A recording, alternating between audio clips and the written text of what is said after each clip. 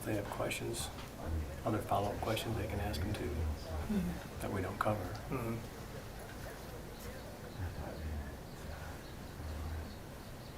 Because they're not doing a live one, right? It's not Is live. anybody going? Yeah, is anybody going live with us? Like immediately, like a live stream? Live stream for our website. Live stream to the website from Wood TV. Wood TV and from 13. 13, and we're gonna take it. They'll take it live for a couple minutes during the 5 show. Okay. Okay. Are we ready? Good to know. Good? Question. Everyone? We're good. Okay. We'll do a 5-second countdown. 5, 4, 3, 2. Good. Good evening. We're here in Muskegon County, and I'm the emergency manager.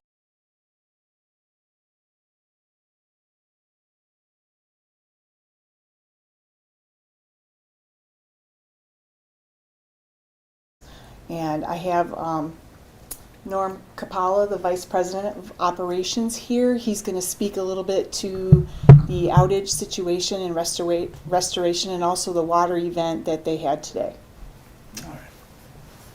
Well, thank you, and good evening, everyone. We really appreciate the collaboration with the public safety officials, emergency managers, as we work through this significant weather event. And most importantly, the patience of our customers. And we know that loss of energy is a significant event, brings many challenges. That was very apparent today. And we had a water giveaway that was very highly attended, and it is something that we did to give back to the community because the community is in need. We talked about the restoration efforts. We have restored over 135,000 customers to date, with about 38,000 customers remaining across the state. The vast majority of those, about 24,000 customers in Muskegon County. So how are we doing that, and what is the progress?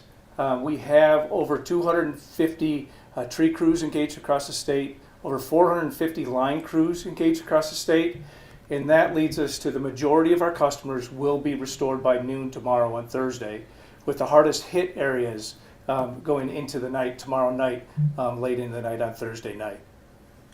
So as we think about the restoration efforts, the safety of our crews, the safety of our customers, the community is very important. I ask that as you see our trucks, that you give space to our trucks so the line crews can do their job in restoration safely and efficiently. And then also, if anything changes, to call consumers at our 477-5050 number so we can address any emerging issues. Thank you. Now I'm going to introduce Chief Gagnon from Norton Shores Fire, and he's going to talk a little bit about public safety and some other issues. Thank you, Renee. Good evening.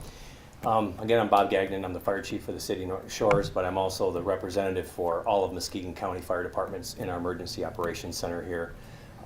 My job here is to coordinate with all the area fire departments, and I just wanted to assure the public that we are out there assessing the needs in each one of the jurisdictions, and they report back the needs of their respective areas, and then I work collaboratively with everybody in the EOC to make sure we get them needs addressed as soon as possible.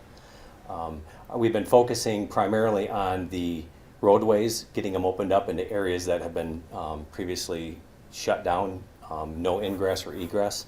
So we're working methodically with that. We've made quite a bit of improvements on that, but as you know, there are still a lot of work to be done, so we ask for your patience there. I do want to caution everybody to, while everybody wants to get out and clear the roadways and clear the debris, to be cautious of doing so with the thought of possibly having electrical lines in that debris. That is a significant hazard that you really need to be aware of and be cautious of. I also want to stress, stay away from them down power lines as well. Just treat everything as though it was live, and also to caution people on the use of generators. Every year we seem to have generators where people are succumbed by the carbon monoxide, and I want to caution you to make sure the generators are at a safe distance away from your home doors and windows, so you don't have that carbon monoxide enter into the home.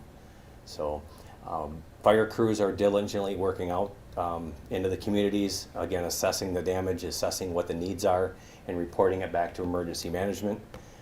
So we will continue to do that until every hazard is mitigated and taken care of. I'm very proud to work with the county officials here who've been working diligently, getting the needs that our crews have been reporting that they've been needing coming in. It's a proud moment to be a fire chief and working in this environment and helping get the needs to residents that we need to get out there. So thank you very much. So I'm going to speak a little bit to what we did this afternoon, what we've been doing the past couple days. Again, as Chief said, we've been working in a unified command situation in the EOC where we're all collaborating and working together with public safety, dispatch, consumers energy, with citizens who are sending requests out, with county administration. And today, this afternoon, some assistance from the MSP Aviation Unit. We did a flyover of areas of Whitehall, Dalton Township, and White Lake to take a look at damage that occurred there from overhead. Tomorrow we will have teams on the ground doing damage assessment. They may knock on doors, they may just do some front of the building in various areas. So you'll see some teams out there. We're going to have iPads. They are emergency services teams, and don't be concerned by them being there. You can ask who they are if you want to, but just letting you know that there are going to be some teams out there doing damage assessment, boots on the ground, and we will take the data that we get from that and do some evaluations and see where we go from there. We're going to continue to work to take care of the citizens of Muskegon County and make sure that we recover from this situation, and we appreciate everyone's patience and cooperation. Thank you very much. Any questions for anybody? When you did the flyover, what were some things that you saw up in that northern part of the county? Trees on homes, a lot of tree damage in wooded areas. We'll be looking at the video more closely to make sure that we've caught everything. There probably will be a drone team from MSP also doing a little bit more mapping and looking, because this was sort of an overview to see if we could figure out where exactly the damage is, and then we can drill down deeper and get more specific. Okay.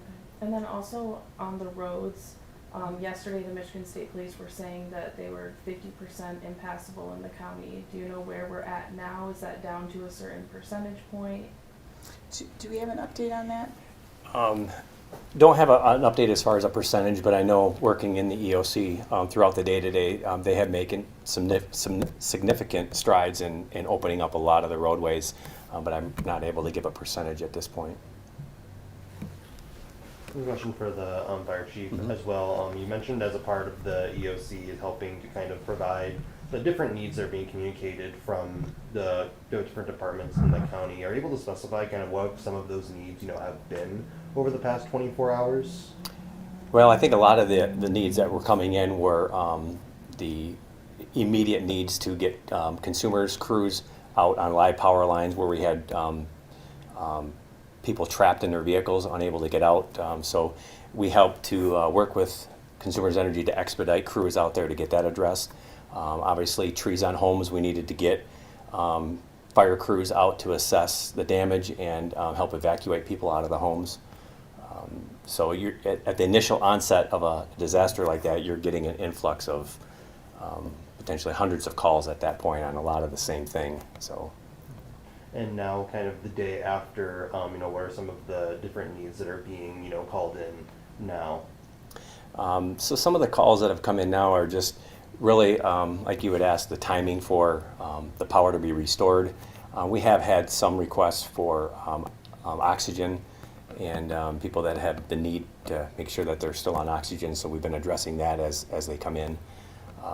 But today we're starting to see that we're starting to get ahead of a lot of this initial onset of the calls, so that they haven't been as emergent as they were yesterday, but crews are still taking it as serious and working as quickly as they can. And also, when we were in some communities, especially in Whitehall yesterday, there were some neighborhoods where when trees fell, it also kind of brought up, gas lines, and there are some gas leaks in neighborhoods. Are you able to give a number on, how many of those kind of different, gas leaks may have occurred because of the storm? I don't have that specific number. I do know that them calls were coming in, strong smell of gas in the area, and they were dealt with, accordingly with fire crews and gas companies. Crews were out there, but an exact number, I don't have that at this point. Thank you. Mm-hmm. How do you prioritize, what's more emergent to send people to versus, things that can wait a little bit? I think you prioritize life safety right there at the top. Is there a life in danger? And then we prioritize it according to that. We know that down power lines are dangerous, that people need to stay away from them. But if we have an incident where we have somebody trapped with a down power line on top of them, that immediately gets escalated to the top to get addressed. And then we start working down the priority list from there. But they're all priorities, but unfortunately in this situation you have to prioritize in emergency services that top priority, and it's life safety. A question for emergency manager. You talked about the flyover you did today. I know you have visuals. You're looking at different information. Just what is the goal of that flyover? What information and data were you trying to collect from doing that today? Well, it's a big county, and we needed to really pinpoint the areas that we need to concentrate on with our more drilled down damage assessment that we're going to be doing on foot tomorrow. And that was just kind of helpful to nail down where those areas are. One of the layers in the video on the flyover actually has street names on it, so we're able to look at those street names and know where we need to go back to. Are you able to, I know it might be too early, but at this point, are you able to kind of share, what are those specific areas where you will be prioritizing tomorrow? The areas kind of with the most damage would be the areas in White Lake, Whitehall area, Dalton Township, Lakewood Club. Those areas got hit pretty good, and they're the northernmost areas of the county. And there may be some other, there are some other areas of the county that have some damage also, and we'll be visiting those on foot tomorrow. You're welcome. Here's one last question for Mr. Vice President. You said that some of the most impacted communities could see their power come back. You said going late into Thursday night. Would you be able to kind of specify what communities you're referring to, people that live there, and also for people who are just kind of watching now? Would you be able to reiterate that timeline that you said earlier for power restoration? Absolutely. We're confident in the staffing that we have, the resources that we have, both in line crews and in tree crews, that the majority of the customers will be restored by 12 o'clock tomorrow, really midday tomorrow. The highly impacted areas, when you look at our outage map, those highly impacted areas are the large areas that are in red. Use that as a visual management guide. Those areas will go into the evening of Thursday, late evening of Thursday, as we work towards restoration. So what we'll do, we will clear up one area, and we will continue to move those crews in the highly impacted areas. We'll keep adding resources as much as we can so that they can work productively in that one area altogether. Thank you. Go ahead. We've got the state police helicopter here assisting. Has there been any other assistance from the state? So we've had some assistance from the Region 6 district coordinator, as well as other. So as an emergency manager in Region 6, which is 13 counties, including this county, we have a district coordinator from MSP assigned. And generally, if I need additional resources, I'll call him and he can get those for me, including the aviation support that we received today. And possibly the drone support we'll receive tomorrow. Also help with damage assessment. Ottawa County is helping out with some staff. They're sending over some equalization staff and possibly some other volunteers from the CERT MRC teams. They're going to come out and help do damage assessment. Damage assessment is a trained skill, And so we probably will also be doing some just-in-time training tomorrow morning for any volunteers that don't have as much experience. The most experienced ones we will pair up with a less experienced person. But I think we're looking at possibly 10 or 11 teams tomorrow of 2 or 3 people.